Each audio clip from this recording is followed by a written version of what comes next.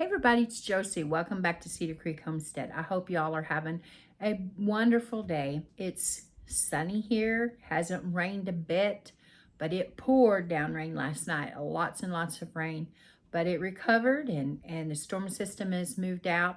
I do think there's more rain coming though in the days ahead, and it's too wet to mow. It's too muddy and wet to get out in the garden. So now's the prime opportunity to get the house finished, getting the spring cleaning done. And do you remember just a few heart-to-hearts ago when we discussed using our preps, practicing, putting into practice those things that we have, that we plan, that if something should happen, whether it's a life-changing event or something economically, or heaven forbid, something nationwide, or a storm, or whatever natural disaster that might come along, to make sure that you and your family have practiced using the things that you decided that your family needs for preps. That goes from food to gardening to all the other things that you have put up for such a time. Well, I decided that there were a few items that I had that I needed to practice as well. I needed to make sure that those things were going to be satisfactory, that those were going to be things that would work in a pinch. And I thought that you would like to hear what I have decided. Now, I keep a variety of things stocked, vegetables and fruits in cans from the grocery store, and home canned especially. Now, I do have a lot of things in the freezer too, and I like having corn in the freezer, whether it's corn on the cob or it is whole kernel corn. I don't mind that. Broccoli, cauliflower, some other okra. I usually put onions and peppers in the freezer because it's easy to take out a small amount and use them in recipes. I don't have a freeze dryer. I do have a dehydrator, but I put some of those things in the freezer just to have them when I want to make an omelet, or I need it just a little tiny bit for a recipe and I don't really want to chop up a whole onion, or maybe I don't have an onion or a bell pepper on hand, and so growing them in the garden and having a lot, you can put them away in the freezer and use them in those times. And Cheyenne and I last year put a gob of onions up in the freezer, and I'm going to be taking those out and using them in a project, hopefully in the next week or two, and share that adventure with all of you. I don't really care for green beans frozen. I would rather have them canned, whether I can them or somebody somewhere else cans them. That's the way I prefer them if you're not going to eat them fresh. Nothing is better than a fresh pot of green beans and new potatoes. That's delicious. Always, at least once in the summertime, you have to have a pot of those. I keep a variety of spices and seasonings and different types of sweeteners, shelf-stable milk. I have regular milk. I'm not a big milk drinker, which is funny because I grew up on a dairy farm, but I'm not a big milk drinker. On occasion, I'll get to wanting milk, and I try to be careful because there is sugar in milk, and so I do keep some milk in the refrigerator. I have buttermilk, and then we have shelf-stable milks and buttermilk powder and fresh buttermilk and all of that kind of stuff. And we have various proteins, and we have fruit drinks and things that would be something that would the kids, when they were here, or would give them something to look forward to, and just a variety of things. And I try to think of all of the things that if we were in a season of life, or if something had happened and everybody was highly stressed and things were going on, that there would be something that could calm everyone down just a little bit. And it seems like if you have something, whether it's a little bit of sweets, or it's like one of those drinks I was talking about, And I will tell you that if you choose something like, say for instance, a Kool-Aid, like the containers that are already sweetened and all you have to do is add water, Gatorade powder, and other kinds of drinks like that. I will tell you that in their you can't just put them in their canister and put them on the shelf and expect them to last a long time. They, even though they're sealed up, they will draw moisture, and those things will get as hard as a rock. So you need to make sure that you put those in a jar or vacuum seal them in some way so that they won't be something that you have to chip away at to get enough out to make a drink.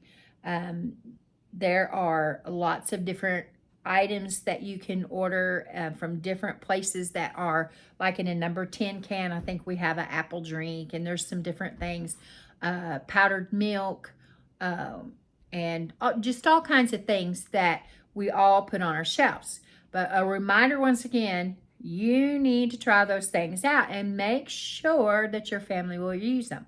I have some examples here that I, my own self, had to try out, and I will tell you what I have come up with. Now, we know that everybody's been talking about the tariffs, and this is not a discussion on whether the tariffs are a good thing or the tariffs are a bad thing, but everybody's been discussing what, you know, I've seen a lot of videos, buy these 10 things now, or get this now, or get that now. But as they were clicking off their list, you know, I was like, oh, I don't need that. I don't need that. I don't need that. You know, clothing and shoes, that's a big thing. But Cheyenne's really good at buying up for the boys, and especially Rowdy and Tate, because they've got the next kid up. They can wear the hand-me-downs for those. So Howie, a lot of times, you will need something, you know, and Cheyenne is really, really good about making sure that their shoes and their clothing is done. And she was so very, very good of circulating their clothes. And I was very impressed with how she kept them organized, and she pulled them out, the sizes out. She was just on top of it. And we didn't see a lot of clothing go to waste or not being able to be worn because she missed the time frame. She was just really good. And we need to practice that. If you've got, you know, with us adults, it's different because, you know, hopefully we're not growing like the kids are. And but it becomes more of a concern with the children because they are changing in sizes with their clothes and their shoes, and you know how fast they grow. But you need to make sure that you're practicing your skills on repairs. Learn how to put a patch in something. Learn how to sew on a button. Learn how to put a hem in something. I'm not telling you that you have to become a master seamstress. I'm not saying that at all. But if you can patch something, then you're saving the money that you would throw that item out.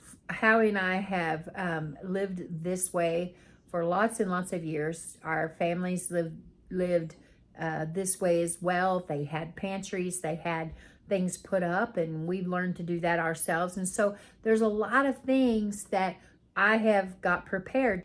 That's one thing that I can tell you is because we prepared the way we did when we all got sick with the virus, and then we ended up losing Howie and all of the things that happened from that time. Because after that, you know, Cheyenne had a miscarriage, and then, you know, Howie was born 6 weeks early, and Rowdy had some kind of unknown sickness, and we almost lost him. And then a year later, he had to go back in the hospital. He had seizures, febrile seizures, and pneumonia. And, you know, and then Cheyenne had some serious medical issues. She, you know, we just about lost her, and just all the different things. But in the midst of all of that, we were never completely empty in our pantry. We were never in a place where we couldn't go in there. Now, we might have to, you know, scratch our head a little bit and think about putting this item and this item together and making something out of it. But I remember having a conversation with y'all and saying, practice, practice, practice. One of the things I talked about was the garden You know, don't buy the seeds and the tools and all that stuff, and never have garden and expect to just jump out and start. I know I talked to you about that. So there are a few things, because cocoa was on the list. Not the hot cocoa mix, but cocoa powder was on the list. And there was another big one. Coffee was on the list. Now I've got coffee. We had a lot of coffee stored back, and I have not purchased coffee since Howie passed away. Now we have purchased, Cheyenne likes cold coffee, and Blade likes a certain brand of coffee. And so as a treat for him, for his birthday and for Christmas, we have gotten those before. But as far as just regular coffee, I was counting my stock the other day, because remember, you need to keep up with what you've got. And so I'm getting low on what I did have. You know, I still have enough to see me through for quite a little while. But if coffee is going up in price. First item that I tried was instant coffee. I would like to say instant coffee is not coffee. Or at least the coffee that I drink. I drink black coffee. I don't like anything in it. I just like black coffee. And in my opinion, instant coffee is not black coffee. Now I realize that in a pinch, if that's all you would have, if that's all you had, it would work. You could use it. It would probably help you to cut or break a coffee habit. Happen to drink it. I can't imagine you going back for cup after cup after cup, when it's really easy all throughout the day for me to stop at my coffee cup pot and get me another cup of coffee. I'm not going to be doing the same thing with instant coffee, I can tell you. So, will I prep it? I would probably keep a couple of jars. It would work in a pinch. It would help you to, you know, at least have a cup of something hot that's not intolerable. But I tried it. And so I know that I don't need to stock 50 jars of it, because 50 jars are going to last me a long, long time, because it's not my favorite. I would rather have coffee. So that tells me that I need to back my coffee back up. And I also need to store coffee beans, because coffee beans will store longer than your ground coffee. Second thing on my list, proteins. Now, most of the proteins that I have stocked, I know for sure that I will eat. Tuna. I love tuna salad. I don't even need bread. I just like tuna salad. I've always liked tuna salad. And tuna salad is something that you can make, and you can get it to stretch a long ways if you have to feed a lot of people. Howie loved tuna salad, and he would always have me make tuna salad, and he would have tuna salad sandwiches with Marshall Dillon from Gunsmoke before he took naps on Saturday afternoons before we went out on our Saturday dates in the evening time. So I always kept lots of stock of tuna. Now, that would probably change for me, because, well, here now, it's just me, and I eat tuna. I don't want tuna all the time, though. I'm also preparing for my children and my grandchildren as if they were here still. I feel like that is just something that's on my heart. I feel like I'm still looking well to the ways of my household. It's just me right now. I feel like I want to stock for my family as well. And so tuna is not one of those things that I'm going to stock a whole lot for them. But there are other proteins that I do need to stock. And we have food in the we have protein in the freezer. And we can proteins. Cheyenne was not a fan of the hamburger canned. And I've heard lots of other people say that they weren't fans of canned hamburger meat. So really, for our family, the best option, as long as we had electricity and everything was good, freezing is the best option. But if worse came to worse, we would really suck the seasoning to it for her to be able to tolerate it and to enjoy what she was eating. There are other proteins. And I showed you a recipe the other day using Spam. and there is, now they have roast beef, and they have pork and other things in cans that you buy at the grocery store. And you can home can all of those things as well. I don't really like to home can ham. I think it gets spongy. I don't really care for it. I do though use the ham bones and make ham broth. In fact, I've got ham broth waiting on me now to get strained and get in the canner and get processed and put on the shelf. And that's one of the things that I use to season pinto beans and filled peas, black-eyed peas. And sometimes I can use a little bit of that broth and make a good tasting gravy. So I like to keep that on the shelf. But as far as proteins, I like to home can chicken, turkey, all that. But I have discovered that the store-bought canned chicken, I'm not the biggest fan of it. I think it has a taste that is not really something that I enjoy. It's not, but it is a protein. The rest of my family seem to be okay with eating it.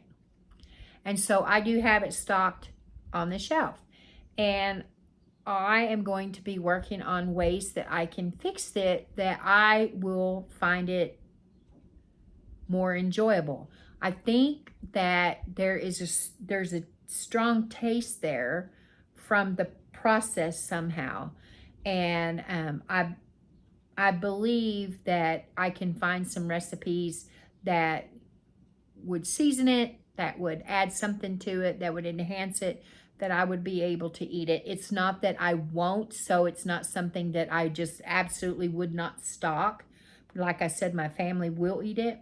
So it's more important for me to have proteins for my family when they need it than for me to have something that that is not really my favorite, but I will eat it. Let me give you an example. I would never pull off a can of peas. Never. For me to eat. If you want to have a pea salad or something, y'all go ahead. Y'all have it all. I don't want it. So I am going to be working on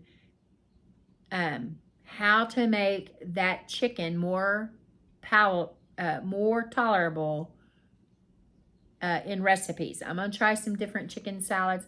My Howie's stepmom, she makes a chicken salad that kind of like tuna salad, and she really puts the seasonings to it and pepper and other things, and I like that. So maybe that's the direction that I should take it.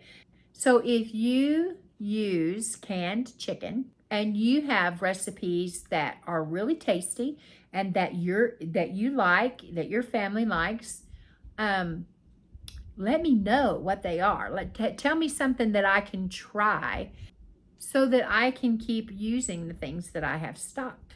Now, one of the other things, and this hasn't been a recent thing, this has been down through the years thing that I have come to terms with, is name brand is not always the best.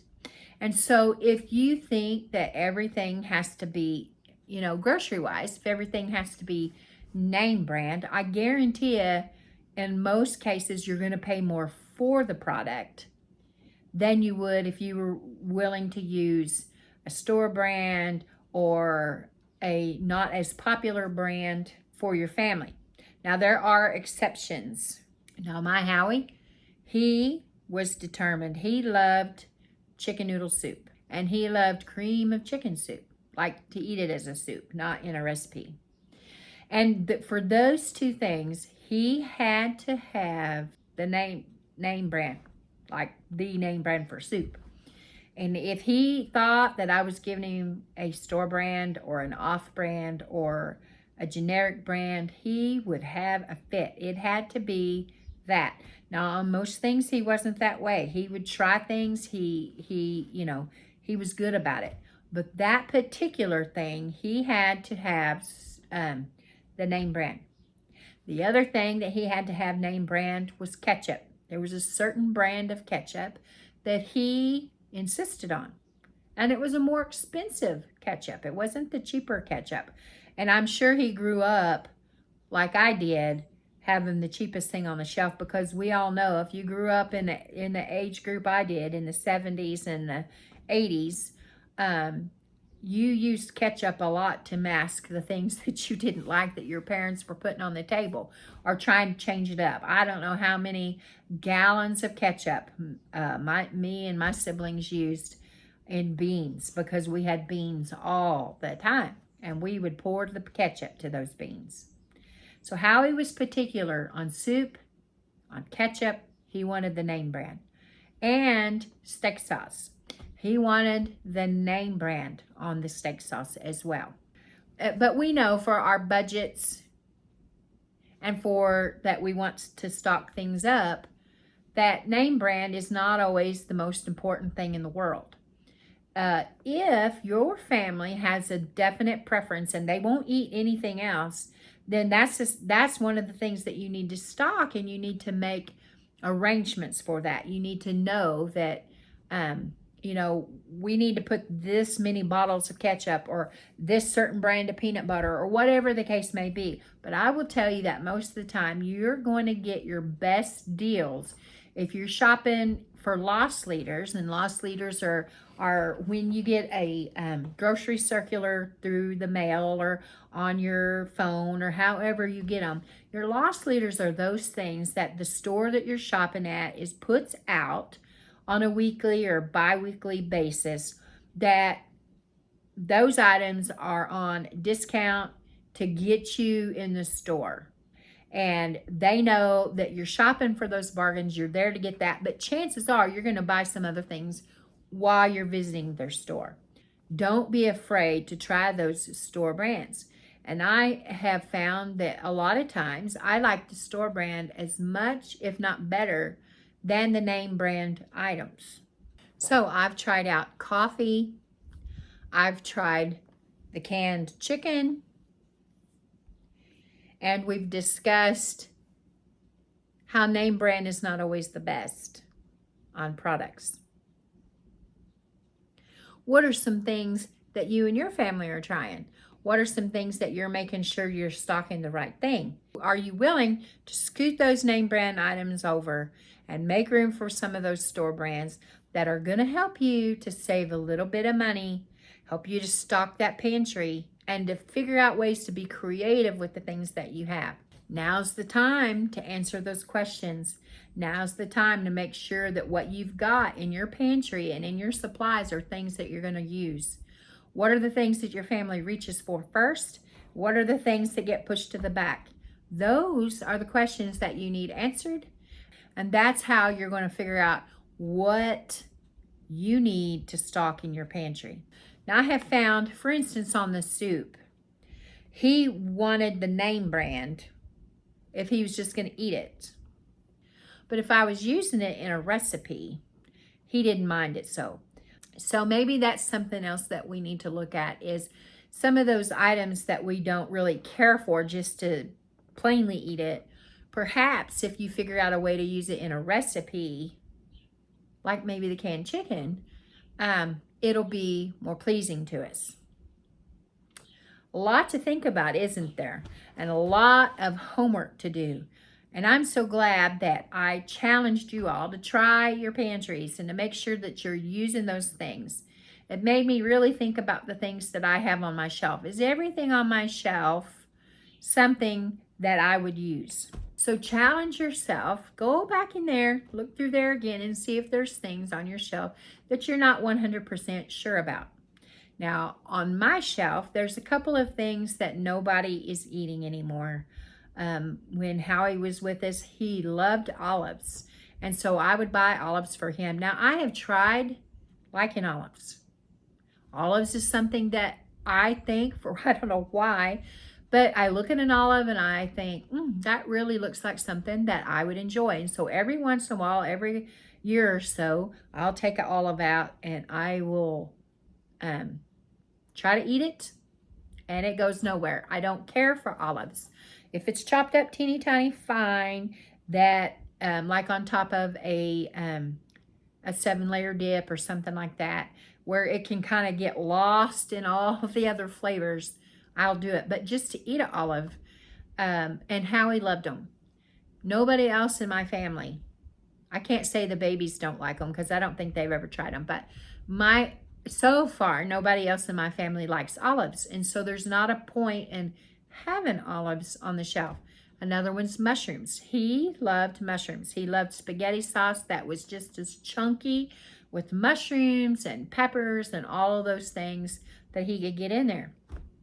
And I don't care for mushrooms. I guarantee you there's things that you can go in there and look at that maybe at one time you had a need for that thing and maybe your taste has changed. So I challenge you to go back in and look at those things again. Look at the things that I think I like this, but I'm not sure, and try it again and see if it's something that yes, yeah, we want to keep it, or nope, we don't want to.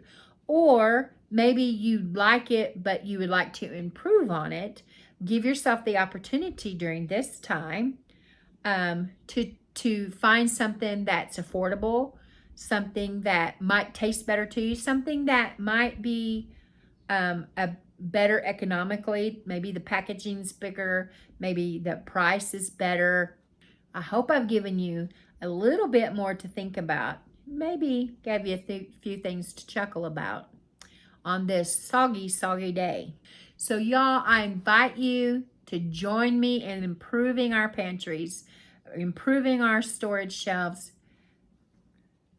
thinning out the things that we don't need anymore, re-examining the things that we thought would work in a pinch, and try those things out and see if they really do work in a pinch.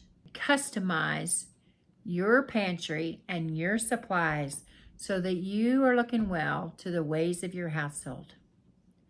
Until next time, guys, this is Josie. I love y'all. I really do. I'm so blessed. Until next time, we're gone.